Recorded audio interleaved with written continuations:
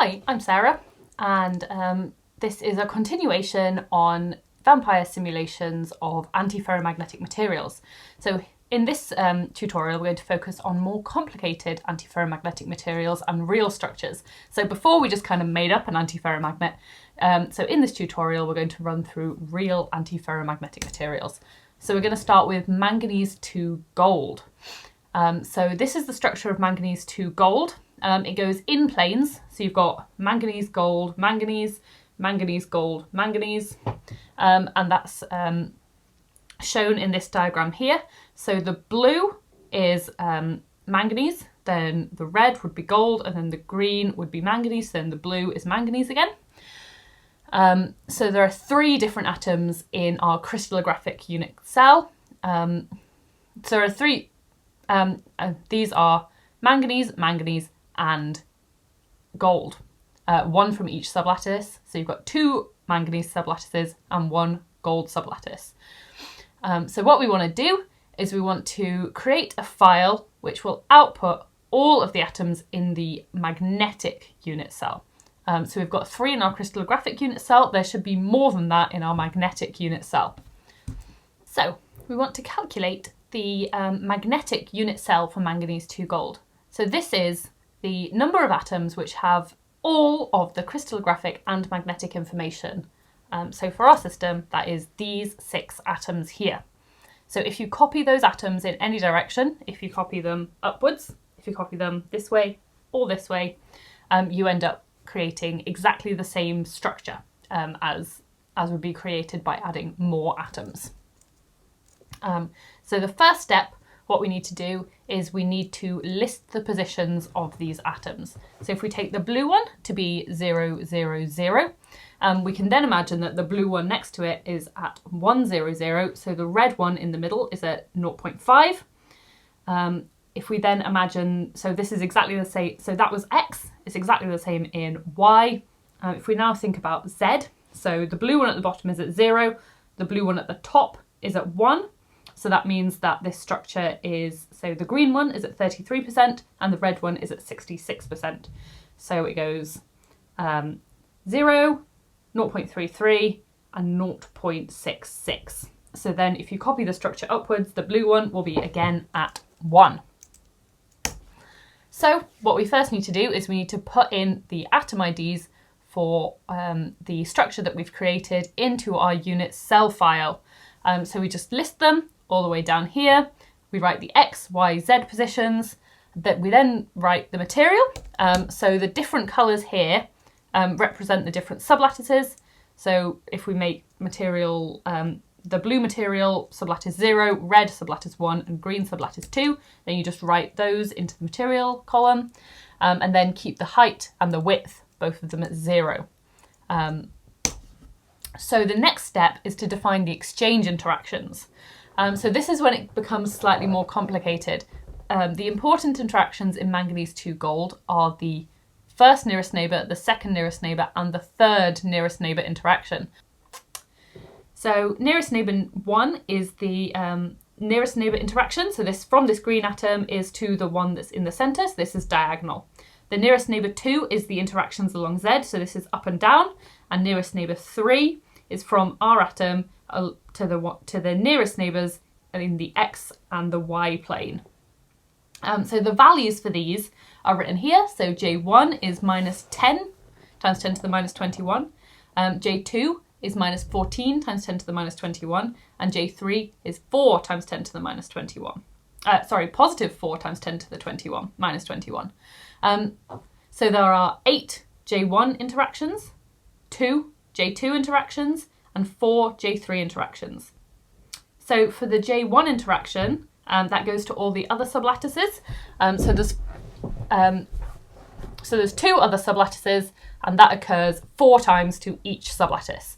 So for the J2 interaction, that also occurs between atoms in different sublattices, and there's 1 to each different sublattice.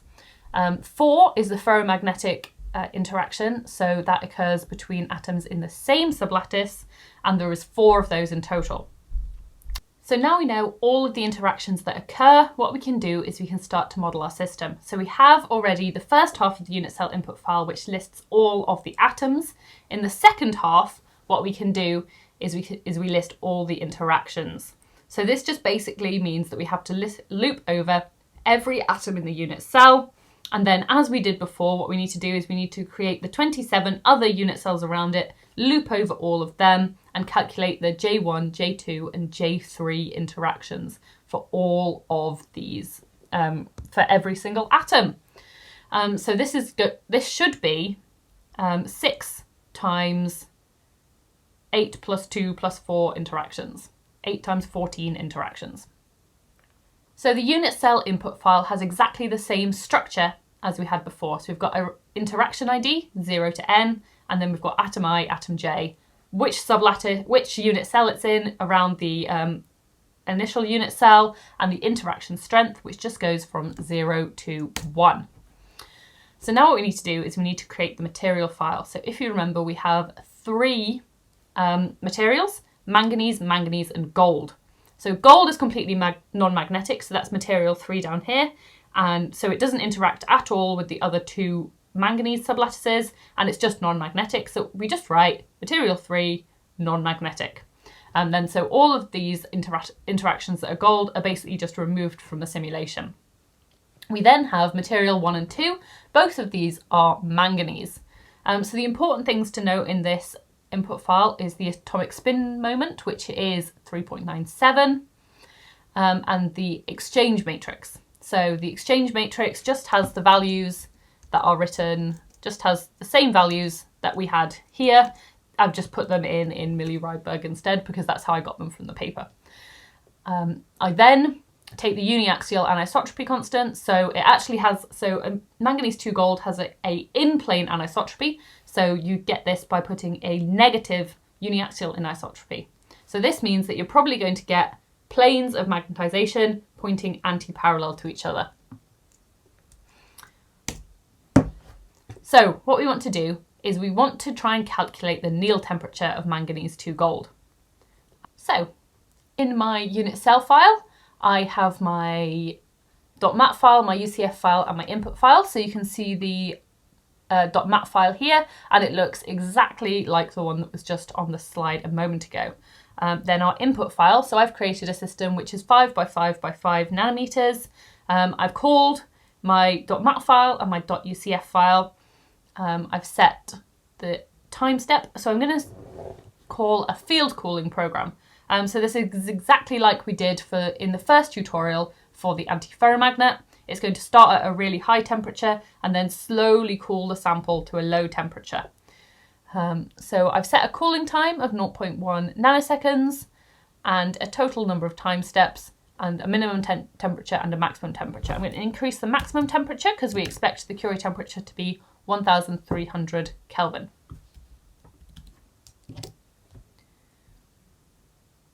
Okay, so now I'm going to run my simulation.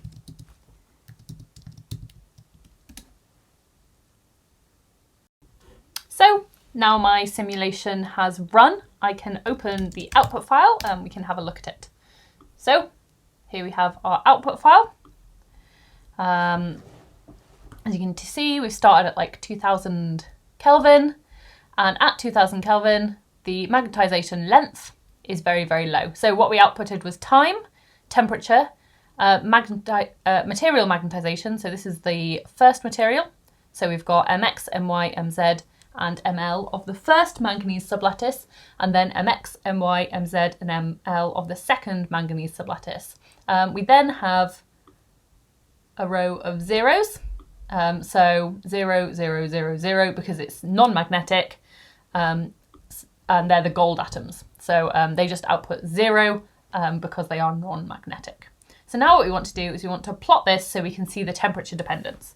So if we go to GNU plot and we do plot output using 1, so that's so if we do 2 for temperature, and then mx, my, mz, ml, so 6. What we should get is the temperature dependence. And we can see that here. And as we can see, we've got a nice Néel temperature of nearly 1,300 Kelvin. So we actually have two sublattices. So this was just the magnetization length of one of the sublattices. And what we should really do is we should average the two sublattices that we have created. So we're going to do that in GNU plot. So we've got temperature again against the magnetization length of first manganese sublattice and then the second manganese sublattice. So this hasn't made very much difference because they both have basically the same temperature dependence. But now we have the average magnetization length of the entire system. And as you can see, at 0 Kelvin, it's 100% magnetized, and at 300 Kelvin, it's 1,300 Kelvin, you get to the Néel temperature. So what we want to look at now is the magnetization structure.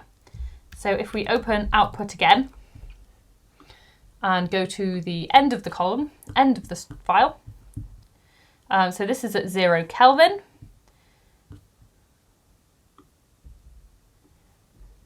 We can see that the magnetization has gone in plane. So this is the magnetization of sublattice 1, minus 3.6, 0.92, and then a very low Z component. And then the other one is just anti-parallel to it. So they're pointing anti-parallel and in plane, just as we expect.